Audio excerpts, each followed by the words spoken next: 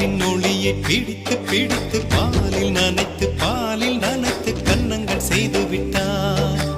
உலக மலர்கள் பறித்து பறித்து 2 பந்துகள் அமைத்து அமைத்து பெண்ணை சமைத்து விட்டார்.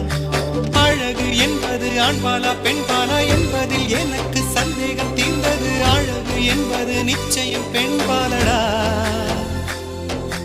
கவிதை என்பது மொழியின் வடிவம் என்றொரு கருத்தும் இன்று உடைந்தது. கவிதை என்பது கன்னி வடிவமடா.